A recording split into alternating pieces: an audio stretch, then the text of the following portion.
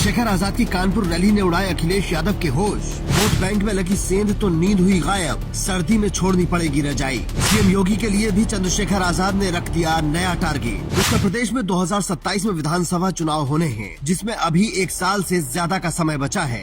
उससे पहले पंचायत चुनाव होने हैं, जिससे समाजवादी पार्टी ने दूरी बनाने का फैसला किया है। हो सकता है समाजवादी पार्टी के नेता इतनी सर्दी में सड़कों पर न घूमना चाहते हो, या फिर इसके पीछे कोई और वजह हो, लेकिन चंद्रशेखर आजाद ने इस सर्द महीने में राजनीति को गरमा रखा है। पहले मुजफ्फरनगर में महारैली करके ताकत दिखाई और अब ऑपरेशन सेंधमारी के तहत हर जगह रैली कर रहे हैं। इसी कड़ी में कानपुर के पालमपुर में चंद्रशेखर आजाद की रैली ने अखिलेश यादव और सीएम योगी के सामने कई सवाल खड़े कर दिए, क्योंकि चंद्रशेखर आजाद के लिए इस रैली का आयोजन पाल बघेल समाज के लोग करवा रहे हैं। इसका मतलब समझते हैं।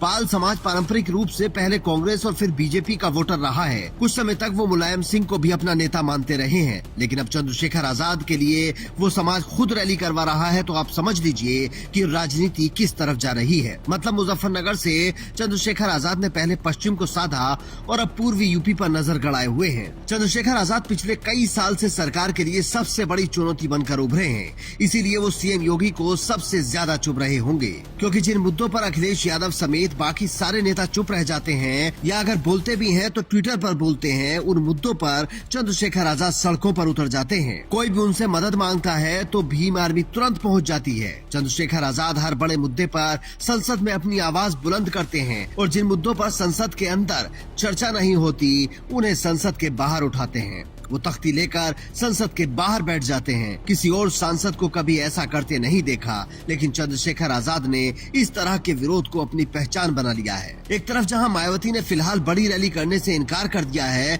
और अखिलेश यादव ठंड के मजे ले रहे हैं, दूसरी तरफ चंद्रशेखर आजाद ने 2027 के लिए अभी से बिगुल फूंक रखा है। सोचिए, पहले उन्होंने हर मंडल में प्रबुद्ध सम्मेलन किए, अब हर 3 मंडल की एक रैली कर रहे हैं और एरिया वाइज टारगेट कर रहे हैं। मुजफ्फरनगर में जितनी भीड़ आई थी उसे देखकर पहले से ही लोगों के होश खराब हो रखे थे। रही सही कसर अब कानपुर की रैली ने पूरी कर दी। खास बात यह है कि जो पाल समाज ये रैली करवा रहा है उसकी जनसंख्या यूपी में करीब 4% है, जाटों से लगभग 2 गुनी, लेकिन राजनीति में उनका प्रतिनिधित्व न के बराबर है, जिसे चंद्रशेखर आजाद ने समझा और दुखती नब्ज पर हाथ रखा। आप सोचकर देखिए कि यूपी में जाट समुदाय की संख्या 2% के आसपास है और उनकी अलग पार्टी है। हर चुनाव में उनके बारे में बात होती है। पश्चिमी यूपी में बिना जाटों के कोई जीत नहीं सकता, इस तरह के नैरेटिव चलते हैं, क्योंकि वो एक संपन्न समाज है और राजनीतिक रूप से सक्रिय है। इसमें उस समुदाय की कोई बुराई नहीं है, हर समुदाय को इस तरह से जागरूक होना चाहिए। लेकिन जो समाज हाशिए पर है, अगर उसे कोई पहचान रहा है और राजनीति में आगे लेकर आ रहा है, तो ये अपने आप में बड़ी बात है। अब सोचिए, 4% से ज्यादा आबादी वाला ये समाज कितनी सीटों पर असर डाल सकता है। अब समझिए, चंद्रशेखर आजाद के साथ पहले से ही दलित और मुसलमान दिखाई देते हैं। उन्होंने गुर्जरों को भी बड़ी संख्या में अपने साथ जोड़ा है और अब एक और बड़ा तबका उनके साथ आ रहा है। तो अब उन लोगों को जरा रुककर सोचना पड़ेगा जो चंद्रशेखर आजाद को केवल दलितों का नेता कहते हैं।